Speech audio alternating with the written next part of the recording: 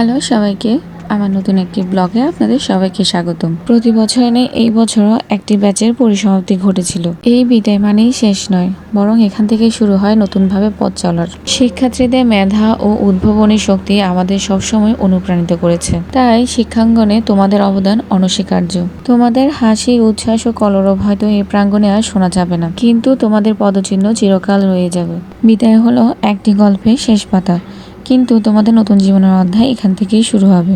এই বিদায় অনুষ্ঠানের প্রত্যেক শিক্ষার্থীর জন্য জয়শ্রী মিস একটি সুন্দর গোলাপ ও ছোট্ট একটি চিরকুট তৈরি করেছিলেন। সেই সাথে সকল শিক্ষার্থীর উদ্দেশ্যে বক্তব্য রেখেছিলেন আমাদের সহকারী প্রধান শিক্ষিকা মৌসুমী মিস। সাহায্যটা পেয়েছি, আমরা ক্লাস থেকে করতে পারিনি, কিন্তু তোমাদের থেকে আমরা 100% পেয়েছি। সবাই আমাদের সাথে একসাথে মিলে আমাদের সাথে কাজ করেছো। আর লেখাপড়া ওটা একটু বকাঝকা একটু ইয়েটা আছে, সেটার সাথে সাথে তোমাদেরকে আদরও করেছি, ভালোবাসাও দিয়েছি, পড়িয়েছি। আমাদেরকেও মনে রাখবে, আমরাও তোমাদেরকে সারাটা জীবন মনে রাখবো। আর যে স্কুলে যাবে আমাদের কাছে সে একটু আসবে, আমাদেরকে একটু দেখে যাবে, এটাই আমাদের সাথে কাজ করতে পেরে অনেক আনন্দিত হয়েছে। আমার এই স্কুলটা অনেক ভালো লেগেছে টিচারদের সাথে।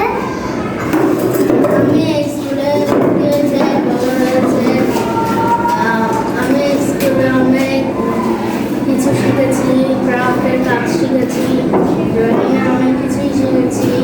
আমি যে স্কুলে জীবনের সকল পরীক্ষায় হয়তো তোমরা আমাদের পাশে পাবে না, কিন্তু তোমাদের জন্য আমাদের সবসময় থাকবে ভালোবাসা ও আশীর্বাদ। তোমাদের সকলের জন্যই রইল অনেক অনেক শুভকামনা।